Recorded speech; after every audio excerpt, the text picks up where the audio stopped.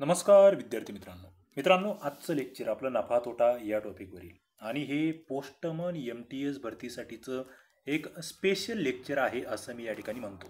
कारण की ती भरती डोळ्यासमोर ठेवून या ठिकाणी हे लेक्चर मी घेतो आहे. आता हे आपलं MPSCचे विद्यार्थी जे आहेत, पोलीस भरतीचे, सरळ सेवेचे विद्यार्थी यांना सुद्धा हे लेक्चर उपयुक्त आहे हे मात्र सर्वात आधी लक्षात घ्या. कारण की नफा तोटा याचा आपण या ठिकाणी बेसिक बघणार आहोत.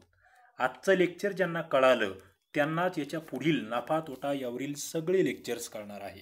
याच्यामध्ये आपण महत्त्वाचे बेसिक सगळे नियम, त्याचे सूत्र, त्यावरील उदाहरणं बघणार आहोत. तर शेवटपर्यंत लेक्चर बघा. तुमच्या या ठिकाणी मित्रांनो एका टॉपिकवर जे पोस्टमन MTS आहे एका टॉपिकवर एक जवळपास 5 ते 8 प्रश्न तुमचे या ठिकाणी फिक्स होणार आहेत. त्याच्यामुळे खूप मोठ्या जास्त मार्क्सला या ठिकाणी हे टॉपिक्स आहेत याचं भान असू द्या. चला, जे नवीन विद्यार्थी आहेत त्यांनी लगेच चॅनलला सबस्क्राईब करा आणि पुढे आपलं जे STI RCP ॲप्लिकेशन आहे त्याला डाउनलोड करा. नवीन विद्यार्थ्यांसाठी सांगतो आहे. खाली डिस्क्रिप्शनमध्ये लिंक आहे, त्यामध्ये विविध कोर्सेस आहेत, फ्री मटेरियल आहे. बघा, या ठिकाणी आपण एक थोडक्यात तुम्हाला उदाहरण दिलं आहे. थोडंसं चित्रात्मक तुम्ही बघता आहात. आनंद मेळा आहे, पावभाजी, भेळपुरी तुम्हाला दिसते आहे. याच्यातून आपल्याला शिकायचं काय? बघा, प्रणवच्या साहित्य खरेदीचा तपशील या ठिकाणी दिलेला आहे. त्याने भाज्या घेतल्या 70 रुपयाच्या, बटर घेतले 25 रुपयाचे, पाव घेतले 45 रुपयाचे, मसाला घेतला 14 रुपयाचा आणि इतर साहित्य घेतलं 20 रुपयाचं. या ठिकाणी एवढं सगळं त्याने खरेदी केलं, त्याची एक विशिष्ट रक्कम झाली आणि त्याने विक्री केली, त्याची रक्कम झाली 160 रुपये. ओके, आता तुम्हाला याची बेरीज करायची आहे. समजा तुमच्याकडे इथे 70, 25, 45, 14, 20 याची बेरीज किती येते ती मला सांगा कमेंट बॉक्समध्ये. आपण बेरीज वजाबाकी गुणाकार भागाकार बघितलेलं आहे. ओके, ते मला या ठिकाणी कमेंट बॉक्समध्ये सांगायचं आहे. मग तुम्हाला ती खरेदी किंमत आणि विक्री किंमत दोन्ही काढलं की त्याच्यावरून तुम्हाला नफा तोटा ही कन्सेप्ट आपण पुढे घेऊन जाणार आहोत. ओके, हे अत्यंत बेसिक आहे. आता सरिता आहे, तिने खरेदी काय केली? प्लेट खरेदी केली 20 रुपयाची, 10, 30, 50, 20, 60 रुपयाची आणि विक्री करून तिला जी रक्कम मिळाली ती मिळालेली आहे 230 रुपये. आता या ठिकाणी याची बेरीज तुम्हाला आधी करावी लागेल. म्हणजे तुम्हाला खरेदी किंमत तुमच्याकडे असेल आणि दुसरी विक्री किंमत असेल. मित्रांनो, आपण जेव्हा नफा तोटा बघणार आहोत, ओके, याला आपण प्रॉफिट अँड लॉस असं म्हणत असतो. नफा तोटामध्ये तुम्हाला या ठिकाणी खरेदी किंमत आणि विक्री किंमत यावर काम करावं लागतं. मग त्याचे बेरीज वजाबाकी कशा असणार आहेत ते मी सांगणार आहे. त्याचे सूत्र खाली आपण बघणार आहोत. बघा, या ठिकाणी सांगितले प्रणवने एकूण किती खर्च केला, तो नाराज का आहे, आणि या ठिकाणी सरिताने भेळीसाठी एकूण खर्च केला आहे, सरिता आनंदी का दिसत आहे. आता या ठिकाणी कोणाला नफा झाला असणार आहे. आता नाराज झाला याचा अर्थ तोटा झाला आहे, आनंदी झाली याचा अर्थ नफा झाला आहे. म्हणजे तुमच्या लक्षात येईल नफा केव्हा होतो, तोटा केव्हा होतो आणि त्याचे परिणाम काय होतात. आता आपण पुढे जातोय, उदाहरणांकडे आपण वळतो आहोत. या ठिकाणी जर तुम्ही बघितलं तर तुमच्या नफा तोटाची ही जी कन्सेप्ट आहेत, नफा कशाला म्हणायचं किंवा तोटा कशाला म्हणायचं, ती कन्सेप्ट या ठिकाणी अत्यंत सोप्या भाषेमध्ये सांगितलेली आहे. बघा, पैसे कमावणं हे प्रत्येकाचं कार्य आहे. मग त्याच्यातून आपण विविध व्यवसाय करतो. कामे करतो म्हणजे काय? व्यवसाय, बिझनेस करतो. ग्राहकांना हव्या असलेल्या वस्तू विकण्याचा व्यवसाय दुकानदार करतात. ओके, ठोक व्यापाऱ्याकडून म्हणजेच घाऊक व्यापाऱ्याकडून मोठ्या प्रमाणामध्ये स्वस्त दराने वस्तू आणल्या जातात. म्हणजे बघा, तुम्ही स्वस्तात वस्तू घेतात, सगळ्यात महत्त्वाचा मुद्दा. त्याची छापील किंमत जी आहे, त्याची किंमत जी आहे ती छापील किमतीपेक्षा कमी असते. म्हणजे छापील किंमत या ठिकाणी समजा आहे 230 रुपये, ती वस्तू त्यांना भेटते 210 रुपयामध्येच. बरोबर, छापील किंमत 230 जरी असली तरी वस्तू 210 मध्ये भेटते आणि वस्तू सुट्या करून छापील किमतीला विकल्या की जास्त रक्कम मिळते.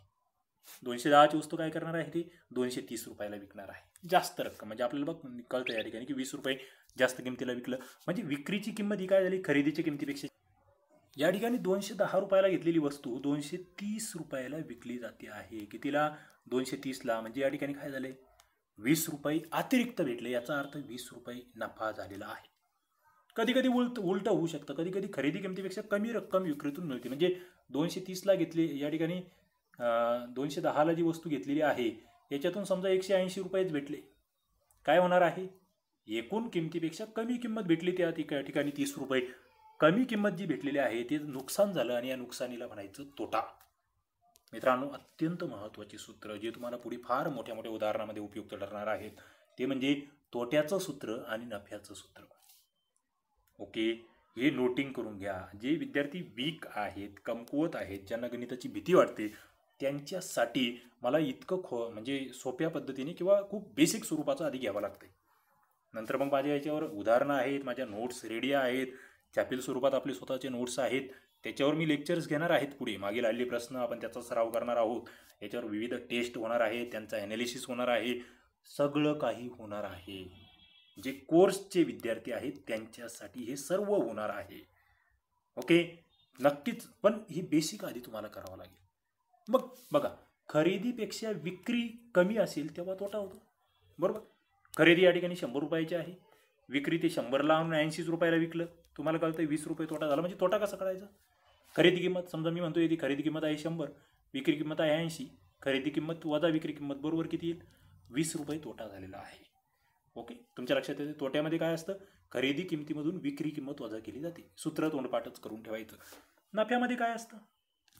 नफ्यात विक्री किंमत समजा तुम्ही म्हणतात की माझी त्या ठिकाणी 100 रुपये आहे आणि खरेदी मी केलं होतं 90 रुपयाला, बरोबर. म्हणजे खरेदी किमतीपेक्षा विक्री किंमत काय आहे? जास्त आहे. सरळ मित्रांनो, इथे लॉजिक लावा. आपलं दैनंदिन व्यवहारामध्ये प्रत्येकाला ह्या गोष्टी कळतात. थोडंसं आपण त्यावर काम करणं गरजेचं असतं, हे लक्षात घ्या. म्हणजे या ठिकाणी तुमच्या लक्षात येतं आहे तोटा बरोबर खरेदी किंमत वजा विक्री किंमत आणि नफा बरोबर विक्री किंमत वजा खरेदी किंमत.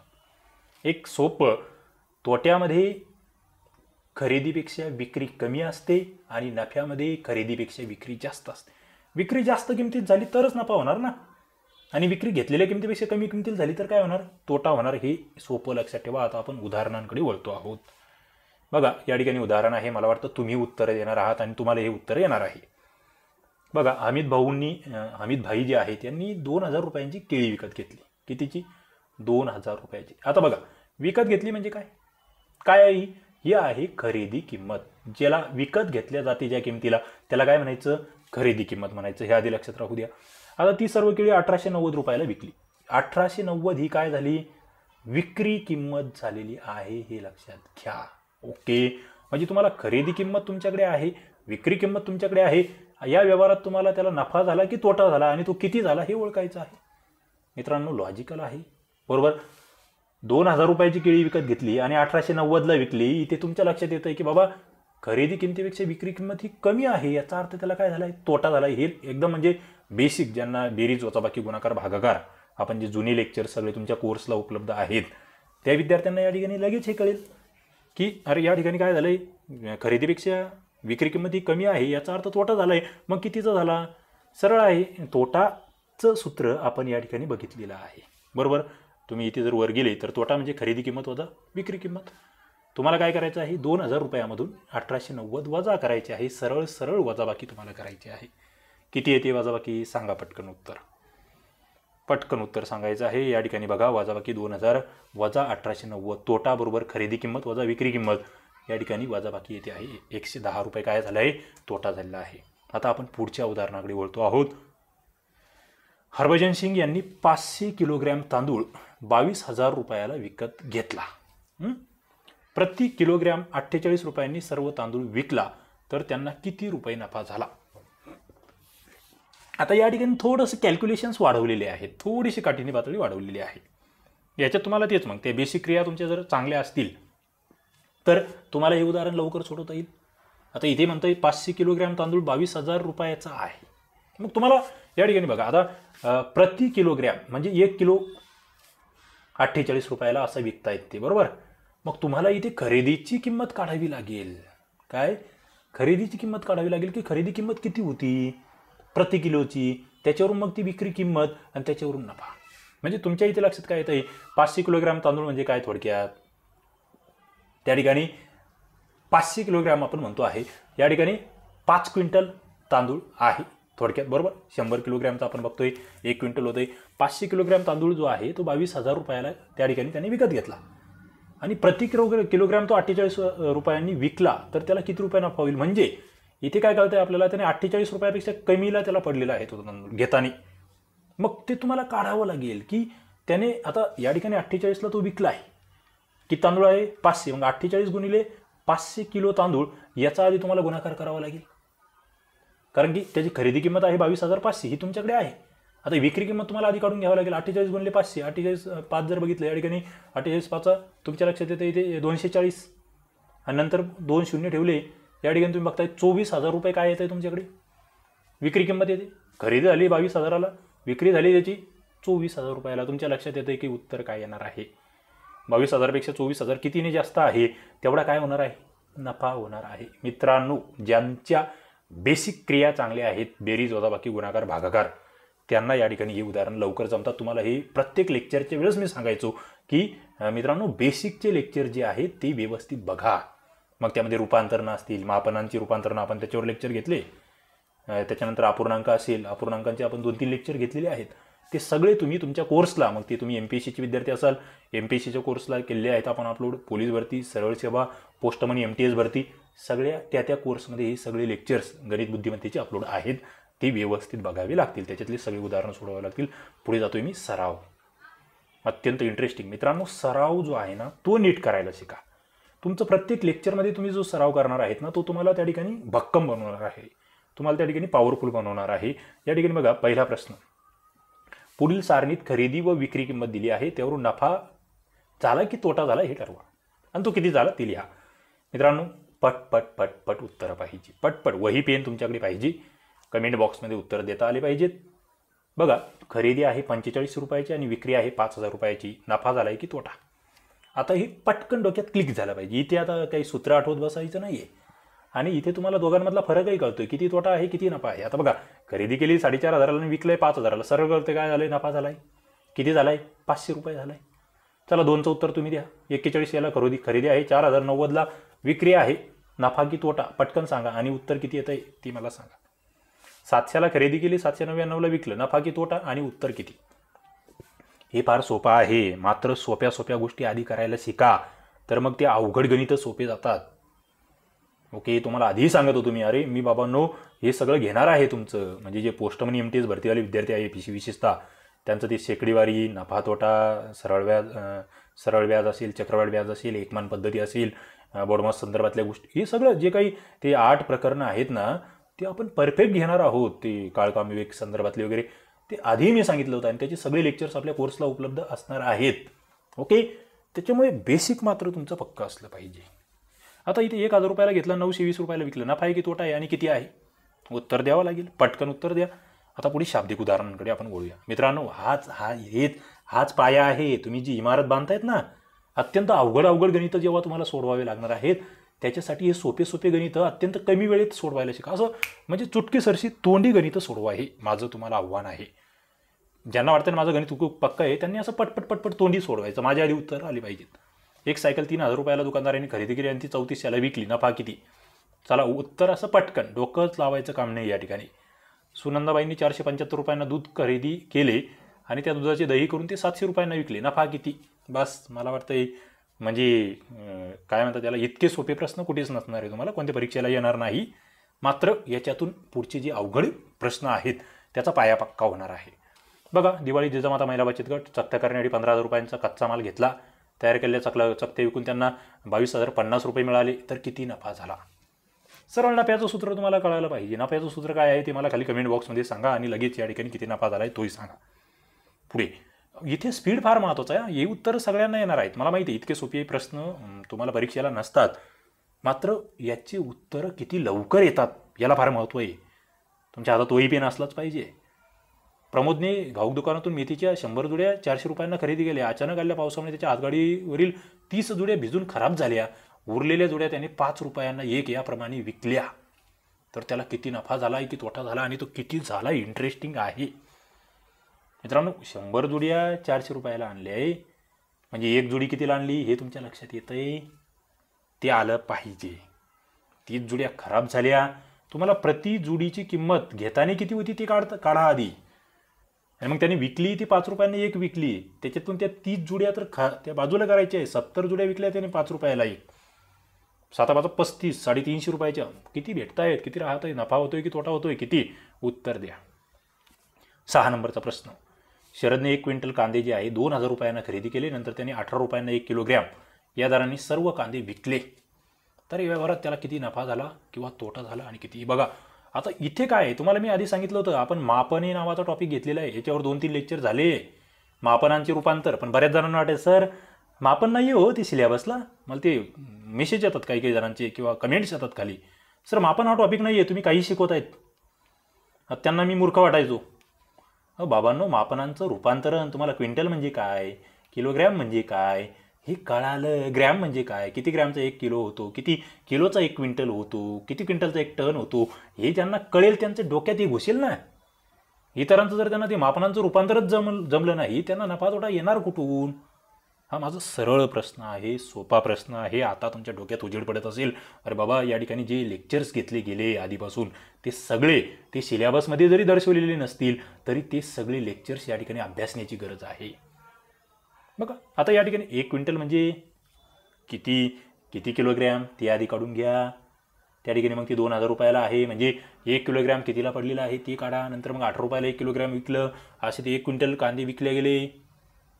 तुम्हाला त्या ठिकाणी किती नफा झाला आहे, तोटा झाला आहे. मला वाटतं ज्यांचं या ठिकाणी मापन चांगलं आहे, एककाचं रूपांतरण ज्यांना चांगलं जमतं ते तोंडी या प्रश्नाचं उत्तर देतील, पटकन देतील. पुढे 7 नंबरचा प्रश्न. कांताबाईंनी ठोक व्यापाऱ्याकडून 25 साड्या 10,000 रुपयांना खरेदी केल्या व या सर्व साड्या त्यांनी 460 रुपयांना 1 या दराने विकल्या, तर या व्यवहारात कांताबाईंना किती नफा होईल. मित्रांनो मला उत्तरं पाहिजे कमेंट बॉक्समध्ये. पाट पाट पाट पाट पाट पाट. जे सिरियस विद्यार्थी आहेत ते शेवटपर्यंत लेक्चर बघतील. मध्येच सोडून जाणारे जे आहेत ना ते त्यांच्याकडे आपल्याकडे शब्द आहे तो हौशे नवशे. आपल्याला गवशी पाहिजे, काय गवशे, गवसणारे, सक्सेस, यशाला खेचून आणणारे तेवढीच मला हवी आहेत. क्रीम माल म्हणतोय मी, आणि तो क्रीम माल फक्त मेहनतीतून बनतो. तो त्या ठिकाणी आपोआप असा जन्माला नसतो आलेला, त्या ठिकाणी तो मेहनतीने बनतो, हे आधी लक्षात घ्या. आता 25 साड्या 10,000 रुपयांना खरेदी केल्या, या सर्व साड्या 460 रुपयांना 1 या दराने विकल्या, तर किती नफा होईल. आता मित्रांनो तुम्हाला 25 साड्यांची किंमत 10,000 रुपये, तुम्हाला 460 गुणिले 25 करा, किती येतं ते बघा. 10,000 आणि त्याच्यातलं मायनस करा, तुमच्या लक्षात येऊन जाईल की नफा किती होतोय.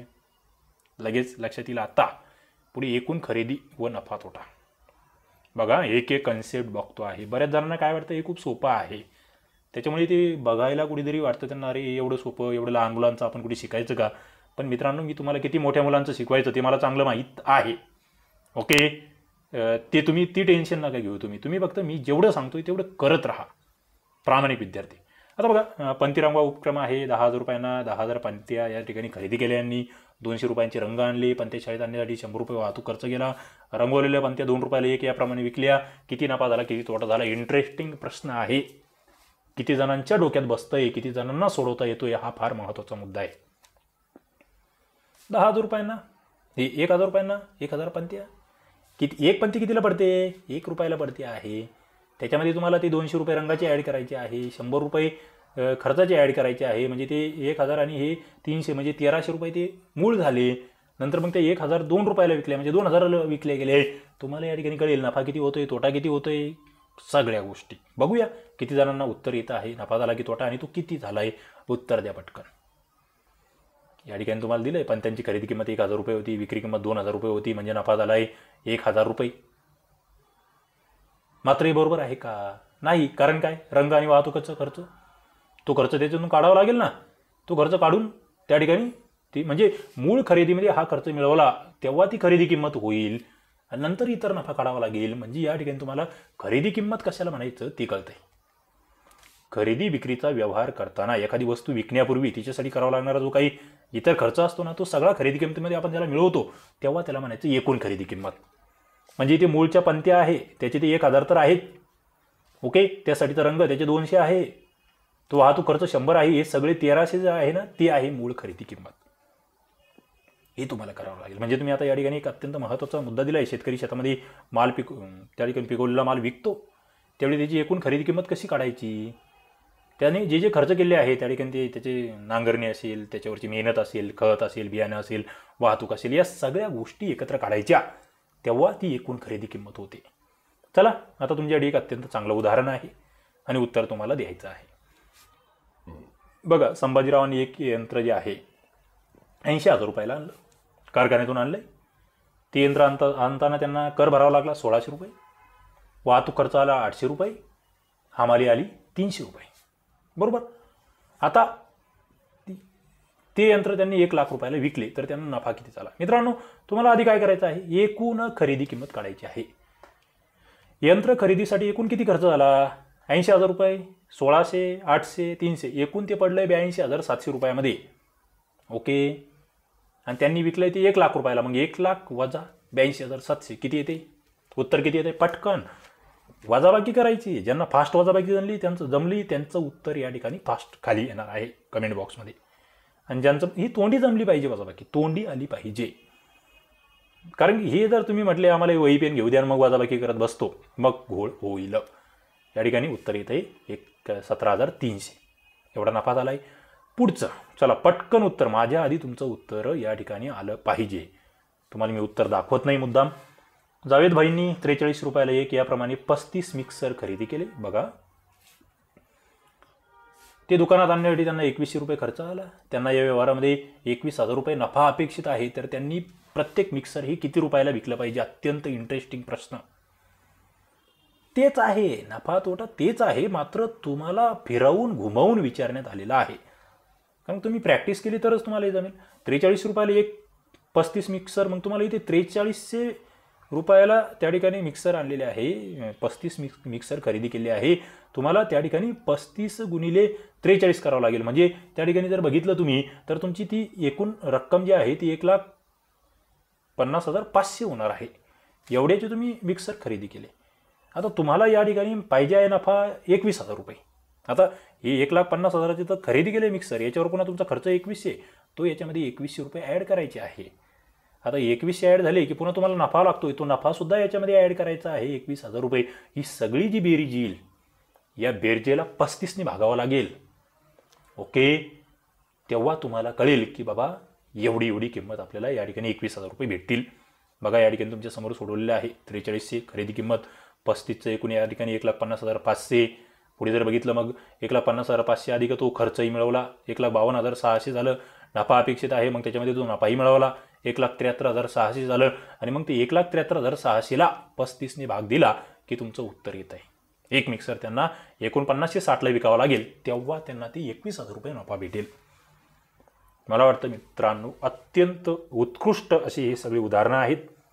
यांची काठिण्य पातळी सोपी आहे, मात्र जे वर्ग 3चे किंवा वर्ग 2चे पेपर्स असतात त्याला अशा पद्धतीचे उदाहरणं बरेच वेळेस आलेले आहेत. म्हणजे पोलीस भरती, पोस्टमन, MTSला सेम असेच प्रश्न येऊ शकतात, जसेच्या तसे, हे लक्षात घ्या. चला पहिला प्रश्न. संतोषने टोक व्यापाऱ्याकडून 400 अंडी 1,500 रुपयांना आणली. त्यासाठी वाहतूक खर्च आला 300 रुपये. त्यातील 50 अंडी खाली पडून फुटली. उरलेली अंडी त्यांनी 5 रुपयाला एक याप्रमाणे विकली. तर त्याला फायदा झाला की तोटा आणि किती? आता उत्तर तुम्हाला काढता आलं पाहिजे. उत्तर काढताना कशा पद्धतीने प्रोसेस तुम्ही इथे करू शकतात? 400 अंडी 1,500 रुपयाला आणलेली आहे, बरोबर. म्हणजे एकूण त्याचा खर्च झाला इथे 1,500 रुपये. आता तुम्हाला या ठिकाणी 400 अंडी 1,500ला आणली आहे, मग ती एक अंडं कितीला पडलं ह्याही तुम्ही त्या ठिकाणी हे काढू शकतात. आधी वाहतूक खर्च आला आहे 300 रुपये, मग 1,500 अधिक 300 या ठिकाणी एकूण त्याचा खर्च झाला आहे 1,800. ओके. त्यातील 50 अंडी खाली पडली, फुटली, म्हणजे त्याने अंडी विकली किती? एकूण 350च अंडी तो विकणार आहे, कारण 50 फुटलेली आहेत 400 पैकी, आणि ही 350 त्यांनी विकलेली आहे 5 रुपयाने. मग या ठिकाणी 35 ते तुम्हाला सांगता आलं पाहिजे. मग ती एकूण रक्कम किती होती आहे ती तुम्हाला आली की तुम्हाला ते 1,800मधून काय करायचं आहे? त्या ठिकाणी बेरीज वजाबाकी त्या क्रिया करायच्या आहे आणि उत्तर काढायचं आहे. मला वाटतं उत्तर तुमचं निघालेलं असेल माझ्या आधी. वही पेन आवश्यक आहे. ओके. पुढे जातोय मी. उत्तर काय आहे पटकन कमेंट बॉक्समध्ये सांगा. 2 नंबरचा प्रश्न. अब्राहम यांनी 50,000 रुपयांचा माल खरेदी केला. कर वाहतूक मिळून त्यांना 7,000 रुपये खर्च आला. त्यांनी तो माल जर 65,000 रुपयाला विकला तर त्यांना नफा झाला की तोटा? मित्रांनो सरळ आहे. 50चा माल आहे, 7,000 खर्च आहे, 57,000 रुपये झाले. त्यांचे मूळ 65ला विकला आहे. नफा होईल की तोटा आणि किती होईल? पटकन तोंडीच पाहिजे. याचं जर तोंडी येत नसेल तर समजायचं आपण खूप पाण्यात आहोत. पुढे. अजित कौर यांनी साखरेचे 50 किलोग्रॅम वजनाची एक पोते 1,750 रुपयाला आणले. बघा 50 किलोग्रॅम 1,750 रुपयाला. साखरेचा भाव कमी झाल्यामुळे त्यांनी ती साखर प्रति किलोग्रॅम 32 रुपये दराने विकली. तर किती तोटा झाला? आता इथे तुम्हाला तेच पुन्हा किलोग्रॅम, त्याच्यानंतर क्विंटल, ते सगळं काढता आलं पाहिजे. आता हे 50 किलोग्रॅमचं 1,750ला आणलं म्हणजे एकूण त्या ठिकाणी काय क्विंटलने ती साखर पडलेली आहे किंवा काय किलोने पडलेली आहे हे आधी तुम्हाला काढता आलं पाहिजे. म्हणजे 1750 जर 50 किलोग्रॅम भेटते आहे याचा अर्थ ते 17 दुनी 34 35 रुपये किलोनी ती साखर भेटते. नंतर 32 रुपये किलोनी त्यांनी ती विकलेली आहे. तर एकूण तोटा किती होईल? मग त्या ठिकाणी ते 50 किलो मागे तुम्हाला त्या ठिकाणी जवळपास 3 रुपयाचा फरक एका किलोला पडतोय. उत्तर तुमचं तयार असलं पाहिजे. मला असं वाटतं मी तोंडी या ठिकाणी हे गणित सोडवू शकतो. तुम्ही सुद्धा हे गणित तोंडी सोडवलं पाहिजे. पुढे उत्तर मी मुद्दाम सांगत नाही, उत्तर तुम्हाला द्यायचे आहेत. बघा 4 नंबरचा प्रश्न, पटकन उत्तर माझ्या आधी उत्तर आलं पाहिजे. तुमच्या समोर तुम्हाला 2, 5, 10 सेकंद या ठिकाणी आहेत. कुसुमताईंनी 700 रुपयांना 1 कुकर याप्रमाणे 80 कुकर खरेदी केले. आणि मित्रांनो, सराव जो विद्यार्थी आळस न करता प्रामाणिकपणे या सगळ्या उदाहरणांचा सराव करेल तोच विद्यार्थी या ठिकाणी या स्पर्धेमध्ये टिकणार आहे. ज्यांना सराव करायचं जीवावर येतं, ज्यांना गणित हा विषय अवघड वाटतो, त्यांचं कोणतीही स्पर्धा परीक्षा असू द्या काहीच खरं नाही, यादी लक्षात घ्या. कुसुमताईंनी काय केलं? 70 रुपयाने 1 याप्रमाणे कुकर 80 कुकर खरेदी केले. त्यासाठी वाहतूक खर्च आला आहे 1280 रुपये. त्यांना एकूण 18,000 रुपये नफा हवा असल्यास त्यांनी किती प्रत्येक कुकर हा कितीला विकावा? मित्रांनो, काय करायचं आहे तुम्हाला? 700 रुपयांना 1 याप्रमाणे 80 कुकर, 700 गुणिले 80 तुम्हाला आधी करून घ्यायचं आहे, बरोबर. आता इथे 8 7 49 8 7 56, म्हणजे या ठिकाणी 56 आणि त्याच्या वर जर बघितलं तुम्ही या ठिकाणी तुमच्या लक्षात येईल 56,000 रुपयाचे ती कुकर आहेत. वाहतूक खर्च त्याच्यामध्ये तुम्हाला 1280 ॲड करावा लागेल. 56,000 1280 57,280 या ठिकाणी जर तो खर्च झाला, त्यांना 18,000 रुपये नफा पाहिजे. त्याच्यामध्ये पुन्हा हे 18,000 ॲड करावे लागेल. या तिघांना 80ने भागावं लागेल. बघा उत्तर काय येते. उत्तर तुमचं या ठिकाणी तयार होईल लगेच. पुढे जातोय मी 5 नंबरचा प्रश्न. तर या ठिकाणी उदाहरण आपण बघतोय. इंद्रजित 12,000 रुपयांना 1 याप्रमाणे 10 फ्रीज खरेदी केले. ओके, त्यांनी त्यांना 5,000 रुपये वाहतूक खर्च आला. त्यांनी प्रत्येक फ्रीज कवड्याला विकावा म्हणजे त्यांना 20,000 रुपये फायदा होईल. मित्रांनो, काय करायचं आहे? 12,000 गुणिले 10 करायचे आहे. तुमच्या समोर येते उत्तर 1,20,000 रुपये, बरोबर. त्याच्यामध्ये तुम्हाला हे 5,000 ॲड करायचे आहे. हा एकूण खर्च झाला. नफासुद्धा त्या ठिकाणी ॲड करून घ्यायचा आहे.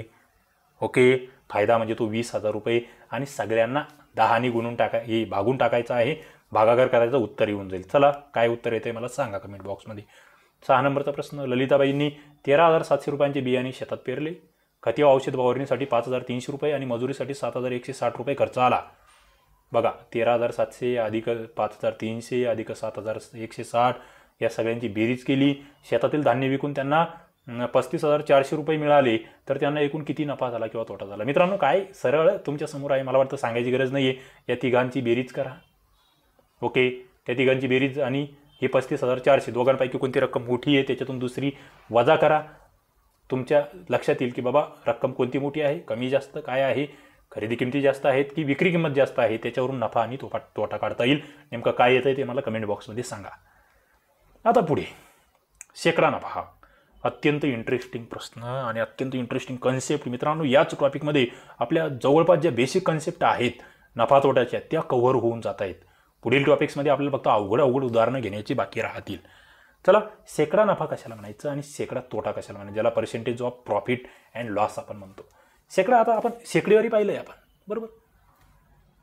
नफा किंवा तोटा यांची शेकडेवारी ठरवताना त्यांची तुलना खरेदीच्या किमतीशी करतात. यादी लक्षात घ्या. बघा, खरेदी किमतीशी याचा संबंध असणार आहे. जेव्हा 10% नफा किंवा तोटा असे म्हणतात तेव्हा एकूण खरेदी 100 रुपये असल्यास तो नफा 10 किंवा तोटा हा 10 रुपये असतो. हे तुम्हाला लक्षात घ्यावं लागेल. खरेदीवर त्या ठिकाणी नफा किंवा तोटा काढला जातो.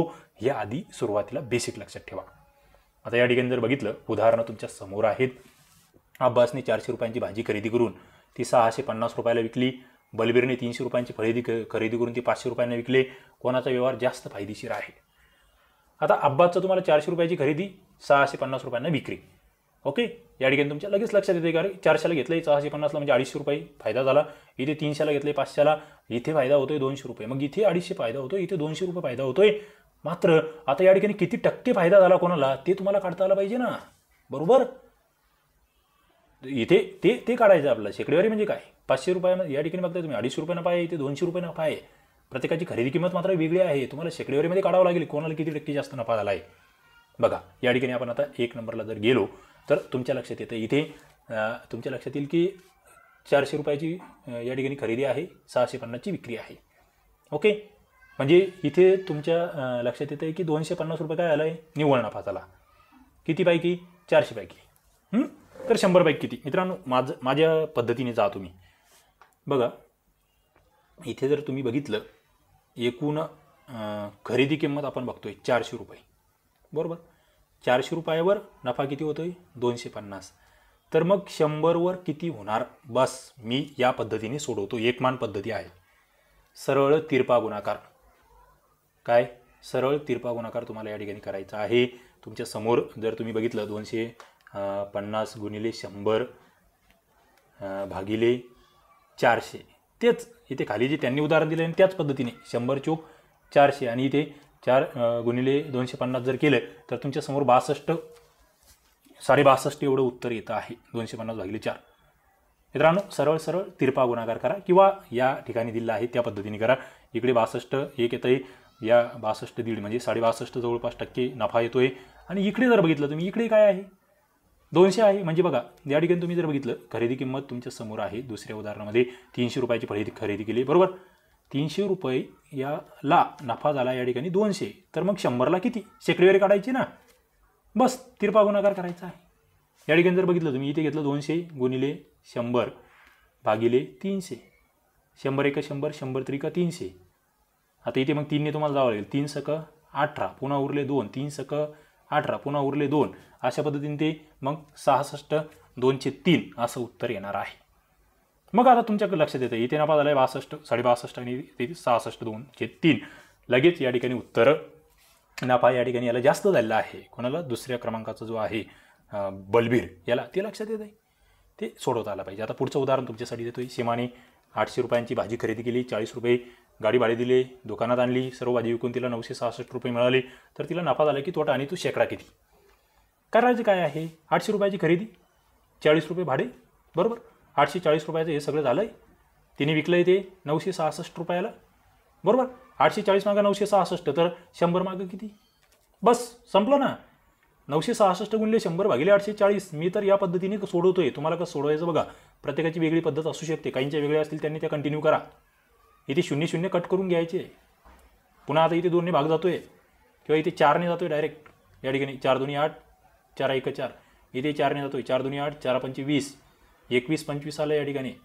ओके. मग अशा पद्धतीने हे सगळं भागाकार वगैरे तुमचा केला की तुमच्या या ठिकाणी लक्षात येतं आहे. इथे बघा आता यांनी काय केलं आहे? नफा काढायचा आहे तुम्हाला. काय? शेकडा नफा किंवा तोटा काढण्यासाठी खरेदी, एकूण खरेदी काढायची आधी. मूळ खरेदी बघा 800 आणि ही 40, 840 रुपयाची मूळ खरेदी आहे. आता याच्यावरून नफा काढायचा आहे. विक्री किंमत वजा खरेदी किंमत 966 वजा 840. काय? 966 काय आहे विक्री किंमत, 840 काय आहे त्या ठिकाणी खरेदी किंमत. तुम्ही नफा काढून घेतला 126. काय? 126. म्हणजे तुमच्या आता इथे हे वेगळ्या पद्धतीने सुद्धा सोडवता येतं. या ठिकाणी जर बघितलं तुम्ही 840 रुपये मूळ आहे ना खरेदी किंमत, 840वर तुम्हाला नफा किती झाला आहे? 126 रुपये. मग तुम्ही असंही करू शकता. 126 भागिले 840 भागिले गुणिले 100 या ठिकाणी. म्हणजे थोडक्यात असं 840ला 126 तर 100ला किती? असा हा प्रश्न तयार होतो. आणि सरळ सरळ त्याचं उत्तर मग तिरपा गुणाकार तुम्ही केला तर उत्तर येत आहे 15. शेकडा नफा होतोय 15. मित्रांनो वेगवेगळ्या पद्धती आहेत सोडवण्याच्या. तुमच्या जुन्या स्वतःच्या पद्धती असेल त्या वापरा किंवा या ठिकाणी पुस्तकात दिल्या आहेत त्या वापरा किंवा मी सांगतो त्या पद्धतीने तिरपा गुणाकार करायला शिका. ओके. मी या ठिकाणी सुरुवातीच्या स्टेपला थोडीशी चूक माझ्याकडून झाली होती. निव्वळ जो आधी नफा काढून घ्यायचा आहे आणि नंतर त्यावरती प्रोसेस करायची आहे. पुढे प्रश्नसंच सराव संच तुमच्यासाठी या ठिकाणी आहेत. बघा पटकन तुमच्याकडून उत्तर आली पाहिजेत. मगनलालने 400 रुपयाची पॅन्ट 448 रुपयाला विकली, 200 रुपयाचा शर्ट 250ला विकला, तर त्याला कशामध्ये अधिक नफा झाला? पटकन स्क्रीनशॉट काढायचा, उत्तर सोडवायचं, कॅल्क्युलेशन करायचं आणि उत्तर द्यायचं. पुढे रामरावने 45 रुपयाला खरेदी केलेलं कपाट जे आहे 4950 रुपयाला विकलं. श्यामरावने 35 रुपयाला खरेदी केले शिलाई यंत्र हे 3920 रुपयाला विकले, तर कोणता व्यवहार अधिक फायदेशीर आहे? मित्रांनो आता इथे जर तुम्ही म्हणत असेल सर आमच्या डोक्यात गणगण होते, आम्हाला तुमच्यासारखा स्पीड कव्हर होत नाहीये, तर तुम्ही 4दा जा त्या ठिकाणी आणि जुने जेवढे लेक्चर झाले आपले बेसिकचे ते सगळे बघा. ते बेरीज वजाबाकी गुणाकार भागाकार ज्यांना चांगला जमेल त्यांचंच या ठिकाणी पटकन कॅल्क्युलेशन होणार आहे. त्यामुळे मी आधीही सांगितलं होतं बेसिक पक्क केलं तर बरं, नाहीतर मग नंतर माझ्या स्पीडला तुम्हाला त्या ठिकाणी कव्हर करता येणार नाही. आणि 50 सफरचंदाची एक पेटी 400 रुपयांना खरेदी केली. ती सर्व सफरचंद त्याने 10 रुपयाची एक याप्रमाणे विकली. नफा किती, तोटा किती, किती टक्के? उत्तर तुमच्याकडून अपेक्षित आहे. उत्तरं तुम्ही द्यायची आहेत. ओके.